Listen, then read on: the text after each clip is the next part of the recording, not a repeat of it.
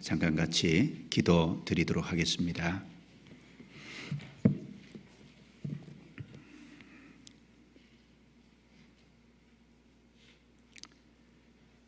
은혜로우시고 자비로우신 우리 아버지 하나님, 주님의 보혈로 우리를 구원해 주시고 영원히 썩지 않고 더럽지 않고 쇠하지 아니하는 영광스러운 기업을 받을 수 있는 거룩한 하나님의 자녀로 삼아주신 은혜를 감사합니다. 또한 고아와 같이 저희를 버려두지 아니하시고 늘 항상 함께 계셔서 지켜주시고 보호해 주시는 은혜도 감사드립니다. 다시 오시는 주님 앞에 설 때까지 우리의 마음과 생각과 모든 것들을 다스려 주셔서 주님의 영광을 드러내기에 부족함이 없도록 도와주옵소서. 매일매일의 삶이 하나님 앞에 섰을 때 영원한 내세와 관련이 있음을 기억하고 더욱 충성되게 허비하지 않도록 저희 삶을 도와주시기를 간절히 간구드립니다. 오늘도 주님께서 필요한 말씀으로 채워주시고 또 우리 각 사람에게 생명의 말씀으로 필요한 양식으로 채워주옵소서. 이 주간에 멀리 아프리카 가나 지역의 전도 중에 있는 오세일 목사님과 이해찬 전사님 또 이재준 전사님 그 일행들과 함께 하신 모든 분들을 위해서 주께 부탁을 드립니다. 더욱 주님께서 귀하게 사용해 주시고 그들을 통해서 주의 역사와 능력을 나타내 주옵소서. 또 그 전도 여행을 통해서 많은 영혼이 구원을 받고 주께 돌아오도록 도와주옵소서. 또 건강을 지켜주셔서 한국에 올 때까지 영육 가운데 보호해 주시고 이끌어 주옵소서. 이 주간에 전국의 많은 곳에 집회가 있습니다. 일일이 도와주옵소서. 서울에서 있는 중집회, 이번에 말씀 듣는 분들 한 분도 이뤄지지 않도록 은혜를 베풀어 주시고 도와주옵소서. 또 광진에서 집회하고 계시는 서도성 목사님과 함께 하시고 주님의 능력과 역사를 나타내 주시고 집회를 통해서 많은 영혼이 돌아오게 도와주옵소서. 오늘 모임의 모든 시종을 주님 능력의 손에만 온전히 맡기고 의지하오니 도와주옵소서. 우리를 구원해 주신 주 예수님 이름으로 기도드려옵니다. 아멘. 성경 고린도후서 12장을 찾도록 하겠습니다. 고린도후서 12장입니다.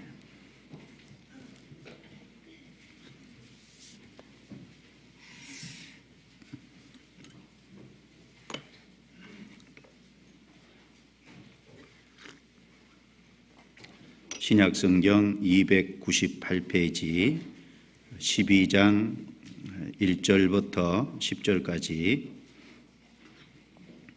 제가 읽도록 하겠습니다. 무익하나마 내가 부득불 자랑하노니 주의 한상과 계시를 말하리라. 내가 그리스도 안에 있는 한 사람을 아노니 14년 전에 그가 셋째 하늘에 이끌려 간 자라.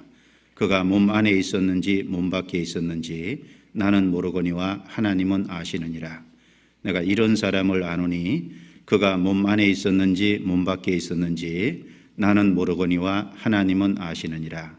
그가 낙원으로 이끌려가서 말할 수 없는 말을 들었으니 사람이 가히 이르지 못할 말이로다. 내가 이런 사람을 위하여 자랑하겠으나 나를 위하여는 약한 것들 외에 자랑치 아니하리라. 내가 만일 자랑하고자 하여도 어리석은 자가 되지 아니할 것은 내가 참말을 함이라. 그러나 누가 나를 보는 바와 내게 듣는 바에 지나치게 생각할까 두려워하여 그만두노라. 여러 계시를 받은 것이 지극히 크므로 너무 자고하지 않게 하시려고 내 육체의 가시 곧 사단의 사자를 주셨으니 이는 나를 쳐서 너무 자고하지 않게 하려 하심이니라. 이것이 내게서 떠나기 위하여 내가 3번 주께 간구하였더니 9절부터 10절까지는 같이 읽겠습니다. 내게 이르시기를 내 은혜가 내게 족하도다.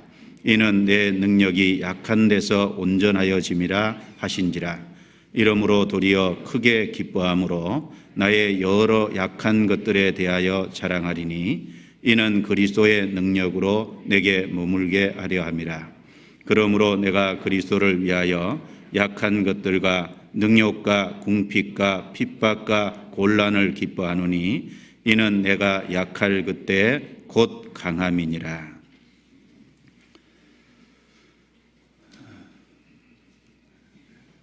아프리카 이제 아시는 것처럼 가나 지역에 오세일 목사님, 이해찬 전사님, 이재준 전사님이 전도를 위해서 출국해 계십니다. 감기가 한 번씩 다 일행들에게 돌아서 이제 육체적으로 많이 힘들었다라고 이야기를 들었습니다. 그래서 기억하시고 3주째라서 가장 힘들 시기일 것 같은데 기도를 많이 해주시기 바랍니다. 그리고 교회당에서 중집회가 교육관에서 진행되고 있는데 기도해 주시고 시간을 내서 기회 되시면 동참 같이 해주시기를 바라고, 서울 강진교회의 서도서 목사님께서 집회 중에 계신데 같이 기도해 주시기 바랍니다. 오늘 고린도후서 12장 1절부터 10절 안에 있는 내용으로 좀 말씀을 드려보도록 하겠습니다. 9절에 보면은 내게 이르시기를 내 은혜가 내게 족하도다. 이는 내 능력이 약한 데서 온전하여짐이라. 이것은 예수님께서 바울 사도에게 직접 주신 말씀입니다. 내 은혜가 내게 족하도다. 이는 내 능력이 약한 데서 온전하여짐이라. 바울 사도는 주님께 직접 들은 말씀이기 때문에 바울 사도 생애 속에서 이 말씀이 평생 큰 영향력을 미쳤을 겁니다. 그럴 뿐 아니라 이 말씀은 우리 그리스도인 모두에게 주신 말씀이라고 확신합니다. 그래서 주님의 능력, 주님의 은혜가 우리에게 풍족한 은혜인 동시에 주님의 능력이 약한 데서 온전하여진다고 했는데, 약한 데서 온전하여지는 주님의 능력이라는 제목을 그래서 좀 잡은 겁니다. 그래서 이 말씀이 우리 각 사람에게 도움이 되었으면 합니다.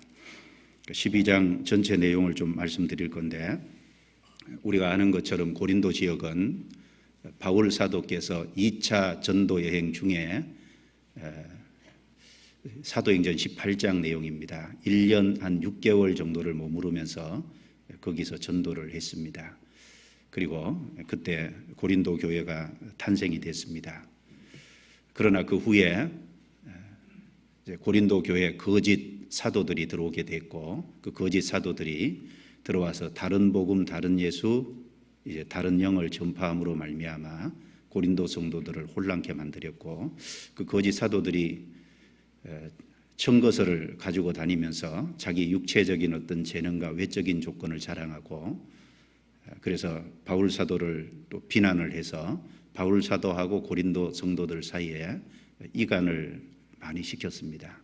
그래서 고린도 성도들 중에 일부가 그 거짓 사도들의 미혹에 빠져서 바울을 대적하게 됐고, 바울에 대해서 안 좋은 마음을 갖게 됐습니다. 바울 사도는 사도가 아니다. 또 바울은 먹고 살기 위해서 전도하는 사람이다. 이런 비난이 있었고, 그래서 그런 비난 때문에 바울 사도는 자신 개인을 위해서가 아니라 고린도 성도들을 이제 바르게 하나님 앞에 세우기 위해서 자기를 변호해야만 할 필요성을 느꼈습니다. 그래서 하나님께 자기가 사도로서 이제 하나님이 세웠다는 것과 사도권을 변호할 필요가 있었는데, 그 사도권을 변호하기 위해서 또 고린도 성도들을 세우기 위해서 기록한 것이 고린도 후서입니다. 그래서 고린도 후서 안에는 바울의 개인적인 내용이 가장 많이 나오고, 바울 서도가 쓴 14권의 서신서 중에 개인적인 일이 가장 많이 언급되어 있는 서신이다 이렇게 말할 수 있습니다.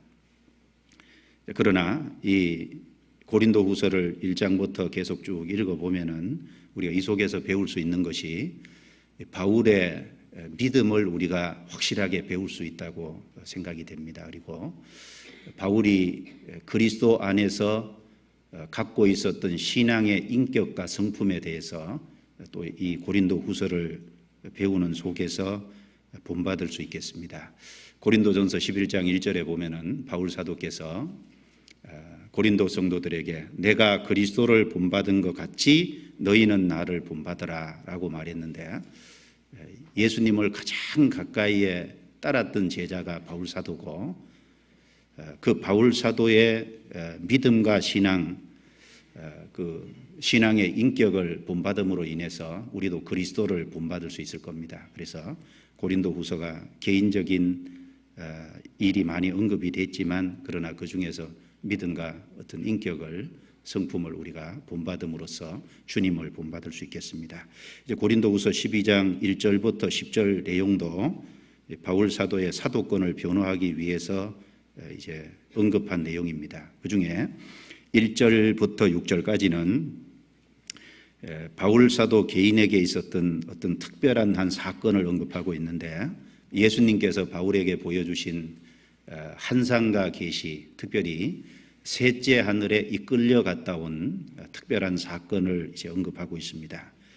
그리고 7절 내용은 바울은 하나님 앞에 계시를 많이 받았는데 그 계시가 너무 커서 바울이 교만하다는 게 아니라 교만해질 수 있는 위험을 갖고 있었습니다. 그래서 하나님이 교만해질 수 있는 위험을 방지하기 위해서 바울에게 육체의 가시를 주셨다고 말씀하고 있습니다. 바울은 그 육체의 가시 때문에 육체의 가시를 제거해 주실 것을 8절에는 주님께 3번 간절히 기도했다고 돼 있고, 9절 10절은 그 응답으로서 주님께서 바울에게 직접 주신 말씀이 내 은혜가 내게 족하도다. 이는 내 능력이 약한 데서 온전하여짐이라. 주님의 응답입니다. 그리고 그 응답을 받고 난 이후에 바울 사도가 이제 오히려 그 자기 육체의 가시가 있는 것에 대해서, 또 자기의 삶에 여러 가지 고난이 있는 그런 약한 것들에 대해서 오히려 크게 기뻐했다고 얘기하고, 그것을 자랑한다라고 이렇게 밝히고 있습니다. 그래서 이 내용을 읽으면 이 안에 우리가 이제 교훈으로 받을 수 있는 말씀이 이제 내용들이 너무 많습니다. 그러나 좀 시간 되는 대로 이제 말씀을 좀 드려보겠습니다. 먼저 이 셋째 하늘에 이끌려 갔다 온 경험을 이야기하고 있는데 2절을 보겠습니다. 2절에 내가 그리스도 안에 있는 한 사람을 아노니 14년 전에 그가 셋째 하늘에 이끌려 간 자라.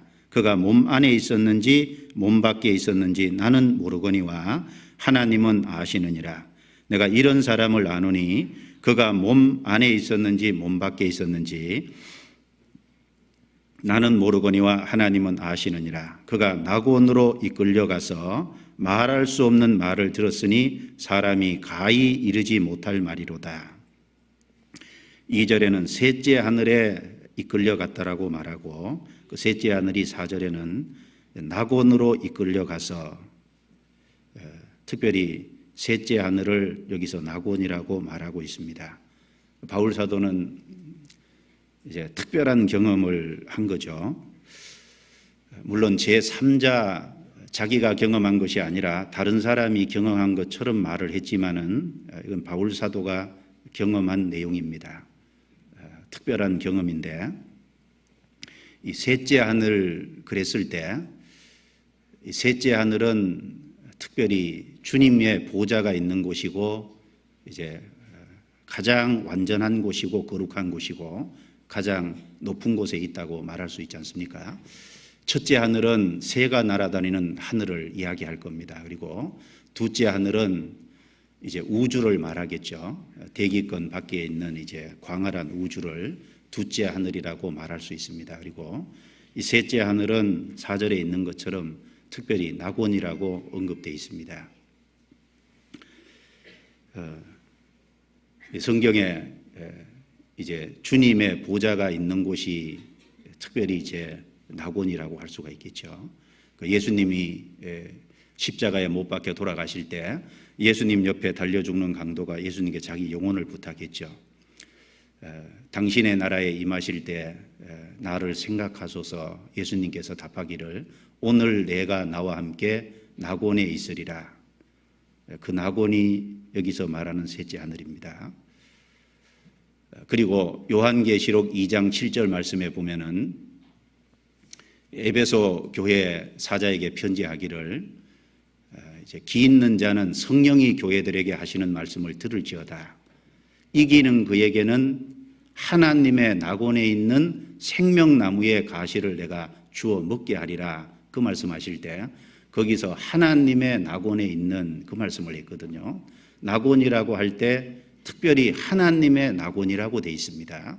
하나님의 낙원은 하나님께서 만드셔서 하나님께서 거하고 계시는 하나님의 보좌가 있는 특별히 그곳을 성경에 지칭하고 있습니다. 바울은 그곳에 이끌려 갔다는 겁니다. 이끌려 갔다는 말은 바울 자신의 의지로 된 것이 아니라 전적으로 주님의 능력과 주님의 역사로 말미암아 주님께서 그렇게 바울을 이끌어 가셨다는 말을 한 겁니다.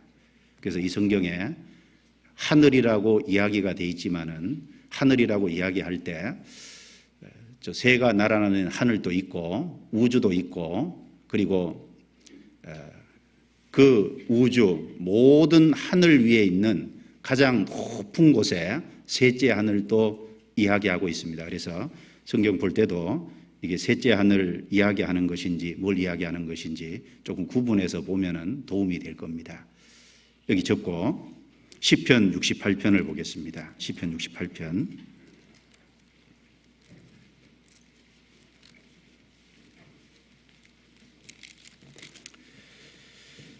시편 68편입니다.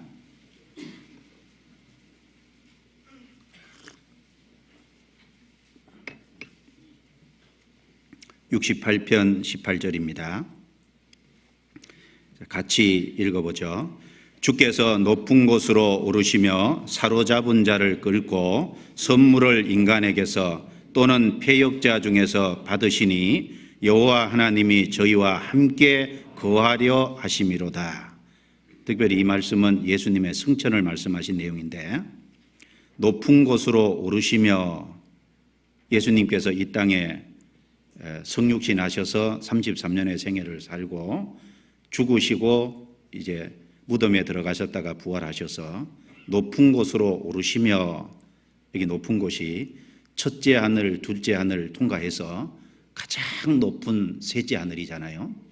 높은 곳으로 오르시며 사로잡은 자를 끌고 예수님께서 피를 흘려서 값을 주고 사람들을 샀으니까 그 값을 주고 산 사람들은 주님의 소유가 된 겁니다. 주님이 사로잡은 자들을 끌고 선물을 인간에게서 또는 패역자 중에서 받으시니 바로 그 주님이 값주고 피로 사신 그 성도들에게 주님께서 선물을 또 받으신다 그랬습니다.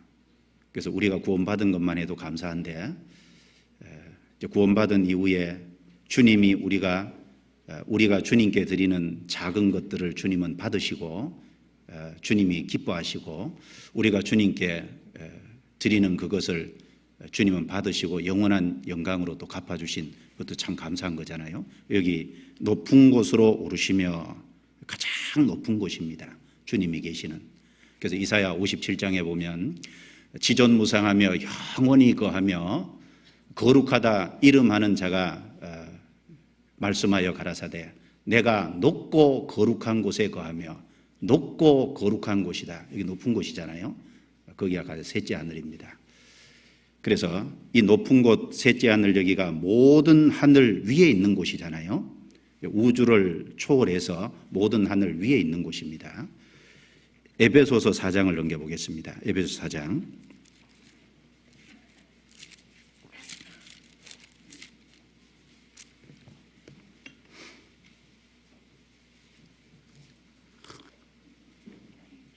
에베소서 4장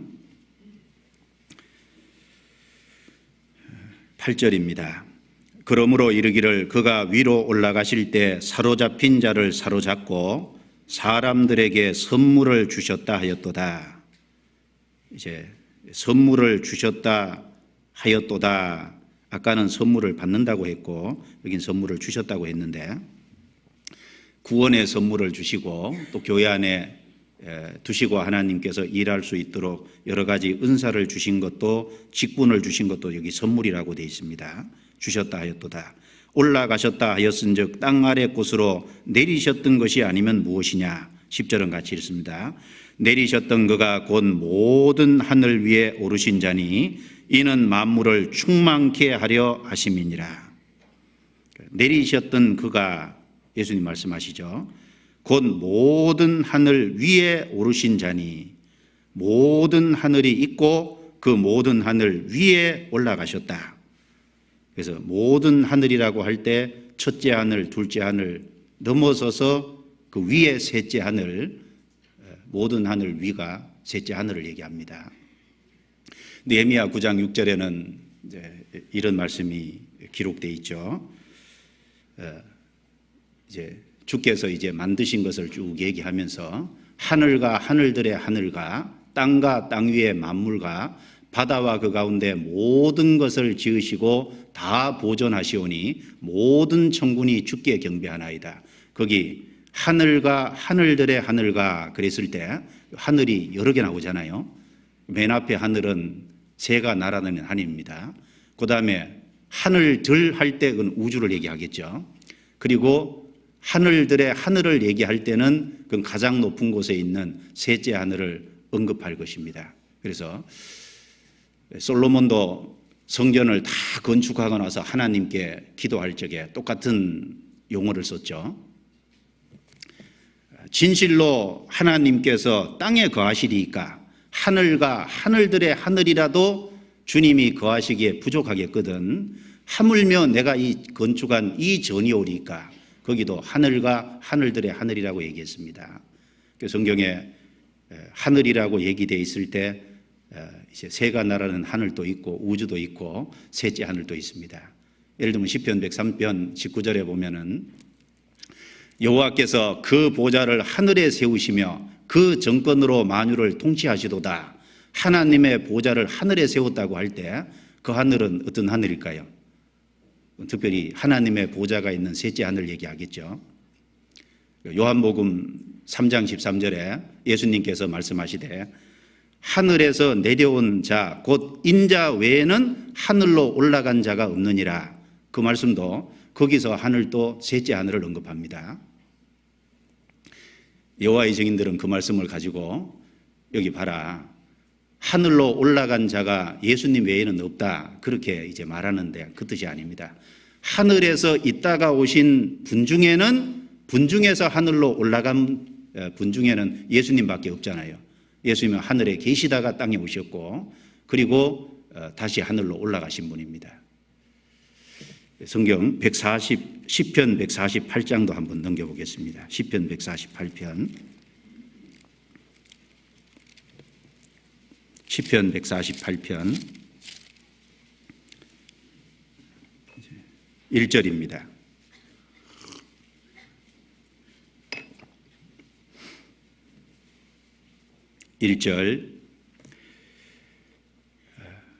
제가 읽어보겠습니다. 할렐루야 하늘에서 여호와를 찬양하며 높은 데서 찬양할지어다. 그의 모든 사자여 찬양하며 모든 군대여 찬양할지어다. 해와 달아 찬양하며 강명한 별들아 찬양할지어다. 하늘의 하늘도 찬양하며 하늘 위에 있는 물들도 찬양할지어다. 그것들이 여호와의 이름을 찬양할 것은 저가 명하심에 지음을 받았음이로다. 저가 또 그것들을 영영히 세우시고 폐치 못할 명을 정하셨도다. 너희 용들과 바다여 땅에서 여호와를 찬양하라.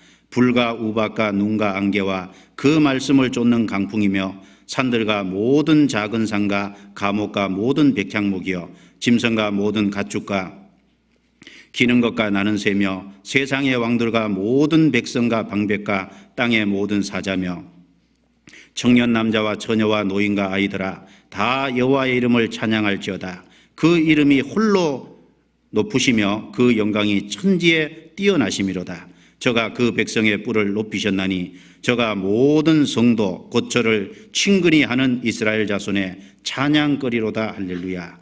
여기 하나님을 찬양하라고 할 때 1절에 하늘에서 여호와를 찬양하며 높은 데서 찬양할지어다. 가장 높은 데서부터 땅에까지 여기 차례대로 내려오고 있잖아요. 하늘에서 높은 데서, 그 다음에 2절은 천군 천사 얘기하죠. 그리고 그 다음에 하나님이 만든 하늘의 위에 하늘이라고 하는 우주도 얘기하고, 그 다음에 땅으로 내려와서 땅에 만들어 놓은 것들이 찬양하고 사람이 찬양하고 위에서부터 아래로 계속 내려오는데, 그래서 1절에 하늘에서 여호와를 찬양하며 높은 데서 찬양할지어다. 가장 높은, 그냥 하늘이라고 표현했지만은 가장 높은 셋째 하늘을 얘기할 겁니다. 그래서 이 바울 사도는 자기의 생애 속에서 이제 아직 죽기 전에 하나님의 특별한 능력과 역사로 말미암아 셋째 하늘까지 이끌려 갔습니다. 그리고 거기서 말할 수 없는 말을 들었다고 했는데, 말할 수 없는 말이 이제 말로 다 할 수 없는 말이라는 겁니다. 말로 표현하기 어려운 말이라는 거잖아요. 천상의 언어라고 생각할 수도 있고, 어쨌든 말로 표현할 수 없는 굉장한 말을 들었습니다. 들은 것만 아니라 그 셋째 하늘에 이끌려 갔다면 그 엄청난 광경도 받겠죠. 사람이 가히 이르지 못할 말이로다. 사람이 가히 말할 수 없는.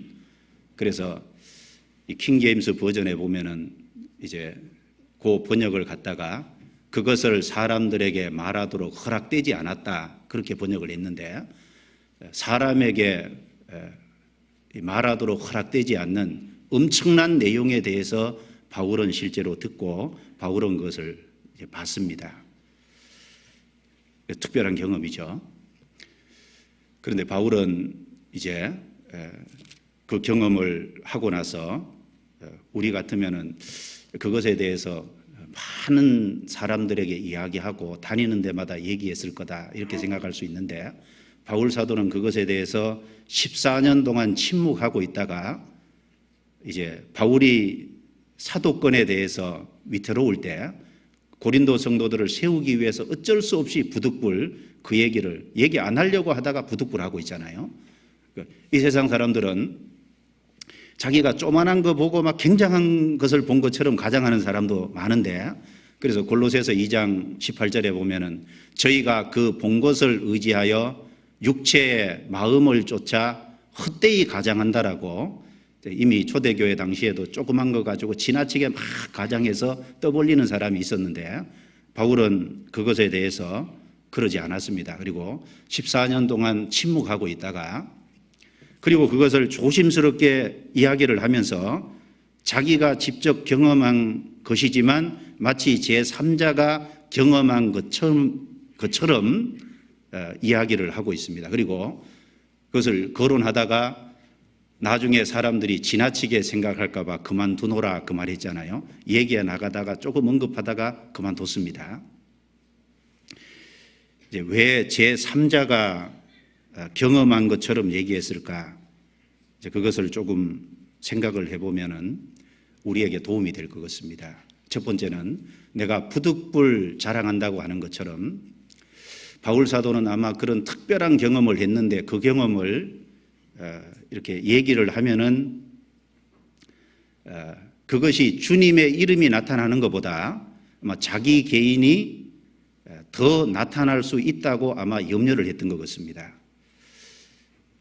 빌립보서 1장에는 내가 살든지 죽든지 내 몸에서 그리스도가 종기되게 하려 함이라, 바울 사도가 그 말씀하셨는데, 바울 사도는 자기 생애 속에서 자기가 살든지 죽든지 오로지 자기가 살아있는 동안에 자기 몸을 통해서 주님만 높아지고 주님만 자랑되기를 진정으로 원했습니다. 그래서 갈라디아서 6장에도 보면 내게는 우리 주 예수 그리스도의 십자가 외에 결코 자랑할 것이 없다고 강조를 했죠.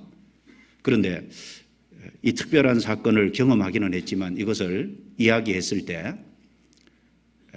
자기가 지나치게 드러남으로 이제 그리스도가 드러나는 것보다 자기가 앞에 드러나는 것을 아마 염려를 많이 했던 것 같습니다. 그리고 사람들이 그것을 지나치게 듣는 자기에게 듣는 사람들이 자기를 지나치게 대할까 봐 또 염려를 했던 것 같습니다.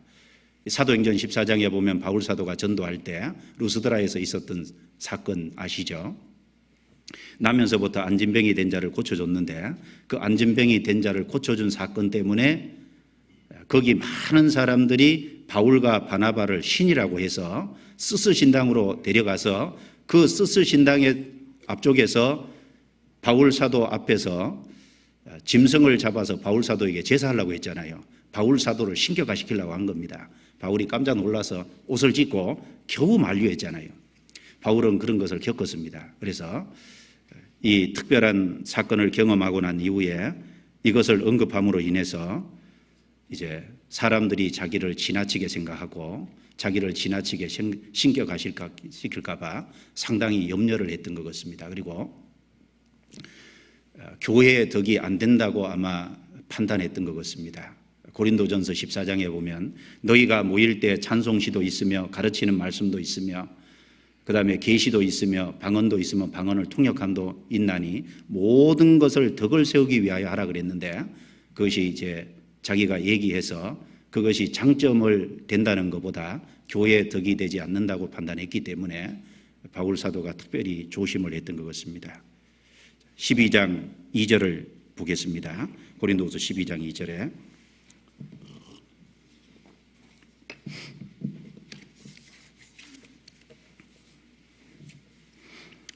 12장 2절 다시 같이 한번 읽어보겠습니다. 내가 그리스도 안에 있는 한 사람을 아노니 14년 전에 그가 셋째 하늘에 이끌려 간 자라. 그가 몸 안에 있었는지 몸 밖에 있었는지 나는 모르거니와 하나님은 아시느니라.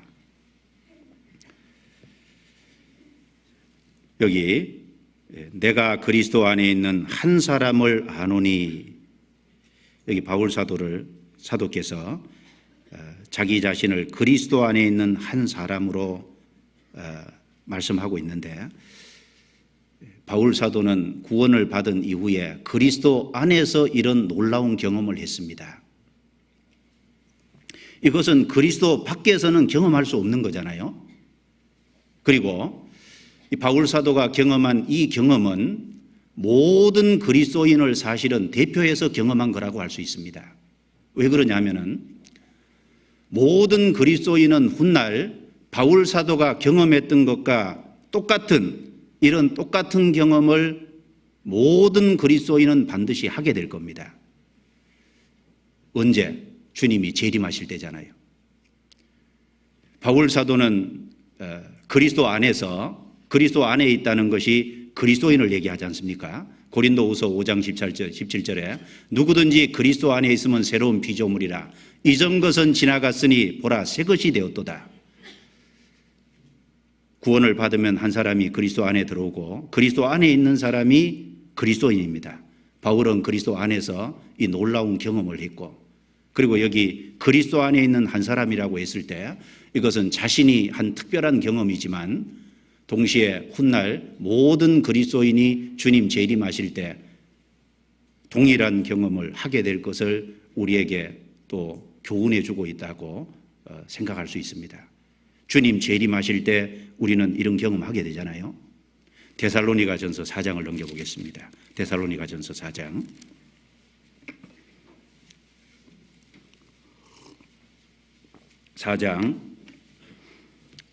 16절부터 18절까지입니다. 16절부터 18절까지 같이 읽어보겠습니다. 주께서 호령과 천사장의 소리와 하나님의 나팔로 친히 하늘로 쫓아 강림하시리니 그리스도 안에서 죽은 자들이 먼저 일어나고 그 후에 우리 살아남은 자도 저희와 함께 구름 속으로 끌어올려 공중에서 주를 영접하게 하시니 그리하여 우리가 항상 주와 함께 있으리라. 그러므로 이 여러 말로 서로 위로하라. 주님께서 재림하실 때 강림하시리니 그리스도 안에서 죽은 자들이, 그리스도 안에 죽은 모든 사람이 부활하게 되고 우리 살아남은 자도 저희와 함께 구름 속으로 끌어올려 셋째 하늘에 이끌려 간 자라. 그 바울 사도의 경험은 특별히 주님께서 주님의 능력과 역사로 하셨듯이 구원받은 모든 사람, 그리스도 안에 있는 모든 사람은 주님이 재림하실 때 주님께서 오셔서 구원받은 사람을 변화시켜서 끌어올려서 공중에서 주를 영접하게 하시리니, 여기 공중이 어디겠습니까? 여기 공중이 단지 저 시퍼런 공중이 아니고 주님이 계시는 신령한 세계잖아요. 그 신령한 세계로 끌어올려질 겁니다.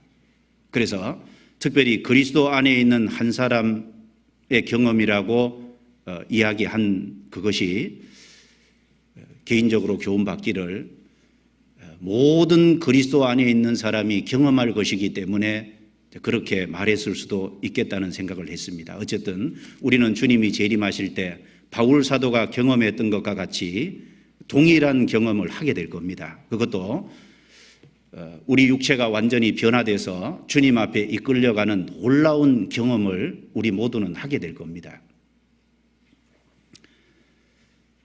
바울 사도는 그 엄청난 경험을 했는데 그것을 아주 조심스럽게 얘기하고, 그리고 그것을 이제 자기를 너무 지나치게, 자기도 똑같은 성정을 가진 연약한 인간에 불과한데 자기를 지나치게 생각할까 봐, 또 자기가 너무 드러나고 그리스도가 감춰질까 봐, 자기가 자기 자랑이 될까 봐 아주 조심스럽게 표현했습니다. 이걸 보면서 바울 사도의 겸손을 배울 수 있고, 우리도 이제 간증하면서 또 형제 자매들과 교제하면서 우리도 때로 이제 어떤 이제 작은 경험을 가지고 지나치게 얘기한다든가, 그리고 주님이 드러나도록 만들어야지 주님이 드러나는 것보다 자기가 드러나도록 이렇게 한다든가, 그런 것을 우리도 상당히 조심해야 될 것이다. 그 생각을, 교훈을 받을 수 있습니다. 그리고 우리가 경험할 동일한 경험이다, 그렇게 교훈을 받으면은 그 동일한 경험, 틀림없이 그런 경험을 우리도 하게 될 거잖아요. 우리에게도 이런 일이 남아 있습니다. 엄청난 것을 이끌려 올라가서 보게 될 거고 듣게 될 겁니다. 그리고 바울 사도는 14년 동안 그것을 이제 함구하고 있다가 조심스럽게 말했는데, 14년 동안 함구하고 있었지만은 바울 사도 개인에게는 엄청난 경험이었습니다. 그리고 그 바울 사도가 경험한 그 경험은 아마 평생 잊지 못할 경험이었을 겁니다. 그리고 그것을 경험했기 때문에 바울 사도는 주님 앞에 빨리 가고 싶었겠죠. 셋째 하늘에 이끌려가서 다 봤으니까, 엄청난 것을 듣고 또 실제로 봤으니까. 그래서 바울 사도가 살아가면서 마음속에 그걸 엄청난 것을 보여줬으니까 다시 가고 싶을 거 아니에요. 우리에게 천국 보여주면은 오기 싫겠죠, 세상에. 그래서 바울 사도는 그걸 봤기 때문에 고린도후서 5장에 보면은 우리가 담대하여 원하는 바는 차라리 몸을 떠나 주와 함께 거하는 그것이라. 바로 주님이 거하시는 높고 거룩한 곳, 셋째 하늘, 낙원. 바울 사도는 그곳에 빨리 가기를 진심으로 소망했습니다. 왜? 엄청난 광경을 이미 봤고 그것이 어떤 곳이라는 것을 알고 있기 때문에. 빌립보서 1장에도 보면은 내가 거하든지 떠나든지 그러면서, 거하든 떠나든 살든지 죽든지잖아요. 내가 이 두 사이에 끼었으니 내가 차라리 몸을 떠나서 이제 주님과 함께 거하는 그것을 내가 더욱 원한다. 빌립보서 1장에 보면 그렇게 표현했습니다.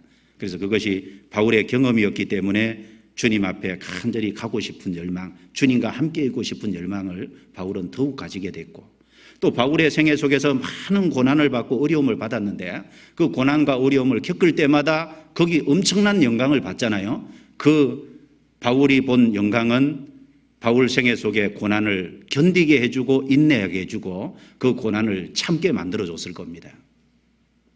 수고를 넘치도록 할 때 그 수고를 넘치도록 하는 그 배우의 영광을 이미 봤으니까 영광이 있다는 걸 알기에 수고를 얼마도록 넘치도록 할 수 있었고, 옥에 갇히기도 더 많이 하고 그럴 때, 옥에 갇힐 때 바울이 경험한 그 영광이 이제 옥에 갇히는 그것을 참을 수 있게 해줬고, 그리고 매도 여러 번 맞았잖아요. 40에 하나 감한 매를 5번이나 맞았다고 돼 있고, 3번 태장으로 맞고 돌에 맞고, 그리고 배를 타고 여행하는 가운데 3번 파선돼서 일주야를 기품에서 지내기도 하고, 여러 번 여행에 강의 위험과 강도의 위험과 동족의 위험과 이방인의 위험과 도시의 위험과 강야의 위험과 바다의 위험과 거짓 형제 중에 위험을 당할 때, 바울이 그 모든 환난과 역경 속에서 바울이 셋째 하늘에 갔다 온 그 경험은 바울의 그 모든 고난을 이기는데 도움을 줬을 겁니다. 인내하게 만들어주고 해줬을 겁니다. 그래서 바울은 로마서 8장에 얘기하면서 내가 당하는 현재의 고난은 장차 주님 앞에 있을 영광과 뭐라 그랬습니까? 좋게 비교할 수 없도다 봤거든요. 그래서 그 영원한 천국이 있다는 확실한 거 바울의 생애설을 통해서도 우리가 알 수 있잖아요. 바울이 어떻게 그 많은 고난을 견디고 역경을 견디고, 물론 주님이 구원해 주신 거 그 은혜가 있고, 그리고 바울은 그 자신의 성애 속에서 그 셋째 하늘에 이끌려가서 그 광경을 실제로 봤기 때문에 그 모든 고난을 참고 이길 수 있었습니다. 그 바울의 고난 속에서 인내하고 참은 그것이 셋째 하늘 영원한 천국이 있다는 분명한 증거가 되기도 하잖아요. 그런 의미에서. 그와 동시에 우리도 그곳에 이끌려가지는 아직 않았지만은 이 땅에 살면서 우리도 성령의 도우심으로 말미암아 하나님이 주신 영광스러운 천국과 그 하나님이 우리에게 약속한 셋째 하늘, 새 하늘과 새 땅, 그것에 대한 것을 우리도 어렴풋이 우리 마음속에 확실하게 믿고 받아들이고 있습니다.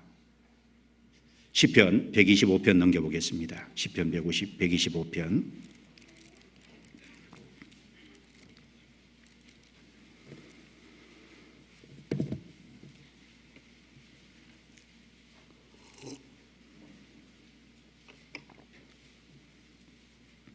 시편 125편 1절부터 3절까지입니다. 같이 읽어보겠습니다. 여호와를 의뢰하는 자는 시온산이 요동치 아니하고 영원히 있음 같도다. 산들이 예루살렘을 두른과 같이 여호와께서 그 백성을 지금부터 영원까지 두르시리로다. 악인의 건세가 의인의 업에 미치지 못하리니 이는 의인으로 죄악에 손을 대지 않게 함이로다. 요즘 이 3절 말씀이 위로가 많이 됩니다. 악인의 건세가 의인의 업에 미치지 못하리니, 우리도 바울사도처럼 거기 직접 간 것만큼은 못할지라도 우리도 성령을 통해서, 인도하심을 통해서, 또 성경의 말씀을 통해서 그것이 분명히 있다는 걸 알고 우리가 그것에 대해서, 그 기업에 대해서 약속을 붙잡고 살아갑니다. 악인의 건세가 의인의 업에 미치지 못하리니, 의인의 업에 미치지 못한다. 이 세상에 악인이 갖고 있는 모든 건세가 하나님이 의인에게 약속해 준 기업 있잖아요. 새하늘과 새 땅. 그 구원받은 사람에게 주기로 한 그 엄청난 영광과 절대 비교할 수 없다는 겁니다. 이 세상 많은 사람이 가지고 있는 재물이 그것하고 비교할 수 있겠어요? 명예와 건세가 그것과 비교할 수 있겠어요? 의인의 업에 미치지 못하게 해놨습니다. 이 세상 것은 잠깐입니다. 그런데 주님이 약속하신 것은 영원한 법입니다. 그리고 이 세상에 있는 것은 육신적인 거, 주님이 약속한 것은 신령한 겁니다. 그래서 의인의 업에 미치지 못하리니 이는 의인으로 죄악에 손을 대지 않게 함이로다. 바울이 경험한 그 경험은 이 바울의 생애 속에 확실한 소망을 더욱 분명히 해줬고, 그 소망으로 모든 고난을 인내하게 해줬던 것처럼 구원받은 사람이 하나님의 말씀을 통해서 그 기업에 대한 약속을 견고하게 붙잡고 의지하고 우리 마음속에 소망을 더욱 일깨워가고 소망을 더욱 분명히 해갈 때 여기 죄악의 손을 대지 않게 하려 하심이라 세상 죄를 끊을 수 있을 겁니다. 그리고 세상 거룩하지 못한 모든 세상적인 것에서 구별될 수 있을 거예요. 우리 마음의 소망을 분명케 할 때 모든 고난을 우리도 견뎌갈 수 있을 겁니다. 우리 마음의 소망을 더욱 마음속에 일깨울 적에 그의 나라와 그의 의를 힘쓸 수 있을 거거든요. 그래서 의인의 업에 미치지 못하게 해놨다. 이는 의인으로 죄악에 손을 대지 않게 하려 하심이로다. 그래서 하나님은 구원받은 사람에게 기업이 얼마나 크다는 걸 알려주셔서 그걸 통해서 그 기업을 의지하고 그걸 소망을 밝혀가는 가운데서 세상 죄에서 점점 구별되도록 하나님은 우리에게 그렇게 하신 겁니다. 그래서 고린도전서 2장에 보면은 하나님께서 구원받은 사람에게 주기로 약속한 것이 눈으로 보지도 못하고 귀로 듣지도 못하고 마음으로도 생각지 못했다. 이제 엄청난 거다는 겁니다. 바울도 그 엄청난 걸 봤는데 말로 다 할 수 없다 그랬죠. 사람이 가히 이르지 못할 말이라 그랬습니다. 그래서 이제 구원받은 사람이 그 소망을 마음속에 성경을 통해서 점점 더 일깨우고 그 소망에 대한 말씀을 붙잡고 베드로전서 같은 내용도 보면은 이제 네로 황제 당시에 로마 시대 때 환난과 핍박 고난을 앞두고요. 그 고난 속에서 고린도전서 내용이 소망에 대해서 계속 말씀하잖아요. 그래서 베드로를 소망의 사도라고 하는데 소망을 일깨움으로 그 고난을 견디게 만들었습니다. 그래서 구원받은 사람이 소망을 더 깊이 마음속에 일깨우고 묵상하고 그런 것은 너무나도 당연한 걸 거라고 생각합니다. 그러므로 점점 더 세상 것에서 구별돼 가고 그의 나라와 그의 의를 힘쓸 수 있는 힘과 능력이 거기서 틀림없이 나올 겁니다. 주님의 은혜가 그렇게 하지만은 소망을 일깨울 때 동시에 그런 것이 분명히 될 거라고 확신합니다. 그리고 바울 사도가 그것을 이제 14년 동안이나 이제 함구하고 있다가 이제 얘기를 했는데 바울 사도가 그것을 이제 얘기하지 않은 이유는 우리가 또 한 가지 생각해 볼 것은 사람의 개인적인 체험이 아무리 중요할지라도 개인적인 체험보다는 주님의 말씀을 앞세우기 원했기 때문에 그것을 조심해서 이야기하지 않았을 겁니다. 베드로도 자기 생애 속에서 예수님을 따르는 가운데서 변화산에서 엄청난 경험을 했습니다.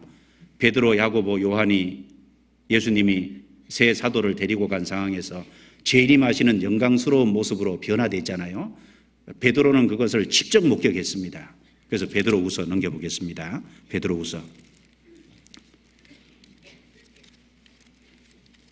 베드로후서 1장입니다. 베드로후서 1장.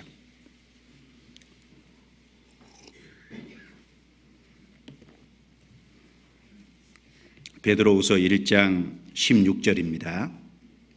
제가 읽습니다. 우리 주 예수 그리스도의 능력과 강림하심을 너희에게 알게 한 것이 공교히 만든 이야기를 좇은 것이 아니요 우리는 그의 크신 위엄을 친히 본 자라. 지극히 큰 영광 중에서 이러한 소리가 그에게 나기를 이는 내 사랑하는 아들이요 내 기뻐하는 자라 하실 때 저가 하나님 아버지께 존귀와 영광을 받으셨느니라. 이 소리는 우리가 저와 함께 거룩한 산에 있을 때 하늘로서 나옴을 들은 것이라. 19절부터 21절 같이 읽습니다. 또 우리에게 더 확실한 예언이 있어 어두운 데 비치는 등불과 같으니 날이 새어 샛별이 너희 마음에 떠오르기까지 너희가 이것을 주의하는 것이 가하니라. 먼저 알 것은 경의 모든 예언은 사사로이 불 것이 아니니 예언은 언제든지 사람의 뜻으로 낸 것이 아니요 오직 성령의 감동하심을 입은 사람들이 하나님께 받아 말한 것임이니라. 그래서 16절부터 변화산 사건을 직접 겪은 것을 베드로 사도께서 말씀하시면서 이제 19절에 또 우리에게 더 확실한 예언이 있어 20절에 경의 모든 예언은 여기 예언은 하나님의 말씀이잖아요. 그래서 그 경험한 것보다 우리에게는 더 확실한 예언이 있다. 베드로 사도도 자기가 그 놀라운 경험을 했지만은 그 경험을 앞세우기보다는 우리에게 더 확실한 예언의 말씀이 있다고 말씀을 더 강조했습니다. 바울 사도께서도 자기에게 특별한 경험이었지만은 그 경험을 조심스럽게 얘기 안 한 것은 그 체험이 강조되는 것보다 하나님의 말씀이 앞세워지기를 바랐기 때문에 14년 동안 함구하고 있었을 거라고 생각해 볼 수 있을 겁니다. 하나님은 어떤 경우에든지 하나님의 말씀을 앞세우십니다. 그래서 베드로와 바울 사도를 통해서도 하나님의 말씀을 앞세워야 된다는 본을 우리에게 가르쳐 주신 겁니다. 예수님께서도 시험을 받을 적에 하나님의 말씀으로 물리치셨습니다. 기록되었으되 사람이 떡으로만 살 것이 아니요 하나님의 입으로 나오는 모든 말씀으로 살 것이니라. 사람은 이 땅에서 살아가는데 하나님의 말씀으로 살아가야 된다는 것을 예수님께서 분명히 말씀하셨습니다. 시편 138편에는 주의 말씀을 주의 모든 이름 위에 높게 하셨다고 주님의 말씀을 모든 것보다도 앞장세웠습니다. 그래서 구원받은 사람은 어느 경우에라도 하나님의 말씀을 소중히 여기고 말씀을 가장 앞장세워야 될 겁니다. 그것을 베드로 사도를 통해서도 바울 사도를 통해서도 그렇게 하는 본을 우리에게 앞서서 보여주셨다고 생각을 합니다. 그래서 구원받은 사람은 이 땅에 살아가면서 가장 힘쓰고 가장 열심히 배워야 될 것, 가장 마음속에 담고 계속 추구해야 될 것 중에 하나가 말씀에 창념하는 겁니다. 디모데전서 6장입니다. 넘겨보겠습니다. 디모데전서 6장.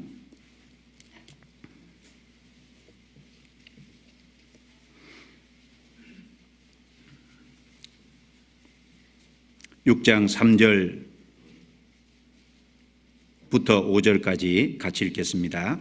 누구든지 다른 교훈을 하며 바른 말 곧 우리 주 예수 그리스도의 말씀과 경건에 관한 교훈에 창념치 아니하면 저는 교만하여 아무것도 알지 못하고 변론과 언쟁을 좋아하는 자니 이로써 투기와 분쟁과 해방과 악한 생각이 나며 마음이 부패하여지고 진리를 잃어버려 경건을 이익의 재료로 생각하는 자들의 다툼이 일어나느니라. 이 말씀에도 우리 주 예수 그리스도의 말씀과 경건에 관한 교훈에 창념치 아니하며, 창념이라는 것은 거기에다 마음과 생각을 온통 가져다 놓는 거잖아요. 마음과 생각이 온통 거기에 가 있는 겁니다. 그래서 구원받을 때도 말씀으로 받았고, 구원받은 이후도 매일매일의 양식을, 육신의 양식을 먹어야 육신이 힘을 차리고 그리고 일을 할 수 있듯이 하나님의 말씀을 매일매일 가까이 해야 되고, 그리고 주님 앞에 설 때까지 이 말씀에 창념해야 될 겁니다. 말씀을 읽고 듣고 외우고 묵상하고, 그래서 그 말씀을 내 생활 속에 실천하고 순종하는, 그래서 그 말씀에 창념하고 살아가는 그 태도가 이제 바르다고 할 수 있겠습니다. 그래서 어떤 개인적인 체험보다도 말씀이 우선시돼야 된다는 거 우리에게 바울 사도도 명백하게 가르쳐주고 있습니다. 그리고 고린도후서 12장 다시 넘겨보겠습니다. 고린도후서 12장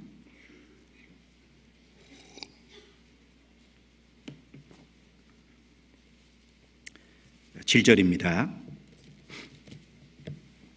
7절 여러 계시를 받은 것이 지극히 크므로 너무 자고하지 않게 하시려고 같이 읽습니다. 내 육체의 가시 곧 사단의 사자를 주셨으니 이는 나를 쳐서 너무 자고하지 않게 하려 하심이니라. 여러 계시를 받은 것이 지극히 크므로, 이 말씀대로 바울 사도는 바로 앞에 셋째 하늘에 이끌려 간 특별한 경험을 했습니다. 그거 외에도 바울 사도는 신약 성경 14권을 기록했고, 유대인 이방인에 대한 섭리에 대해서, 섭리의 계시에 대해서 로마서 9장부터 11장까지 설명해 놨는데, 유대인 이방인의 섭리에 대해서도 명확하게 깨달았고, 그리고 에베소서의 교회에 대해서 자세히 말씀했잖아요. 교회의 비밀에 대해서도 자세한 계시를 받고 말씀했고, 바울이 받은 계시는 많이 있다고 할 수 있습니다. 그래서 그것이 너무 커서 바울이 자고한다는 것처럼 여기 이제 교만해질 수 있는 위험이 있었다는 겁니다. 그래서 하나님께서 바울 사도 교만해질 수 있는 위험이 있었기 때문에 그 교만하지 않게 하기 위해서 하나님께서 육체의 가시 사단의 사자를 특별히 주셨다고 되어 있습니다. 그래서 바울에게 있는 최고의 위험은 교만해질 수 있는 위험이었습니다. 마음이 높아지면 어떡하겠습니까? 나는 남들이 보지 못한 걸 봤다고, 나는 남들이 경험하지 못한 걸 경험했고, 나는 남들이 받지 못한 계시를 봤으니까 나는 특별한 사도다, 그렇게 얘기할 수 있잖아요, 잘못하면은. 그래서 그 교만해질 수 있는 위험이 있었기 때문에, 교만하다는 게 아니죠, 위험이 있었기 때문에 하나님께서 바울에게 육체의 가시를 특별히 허락을 했습니다. 여기서 우리가 조금 생각을 하나 해볼 것이,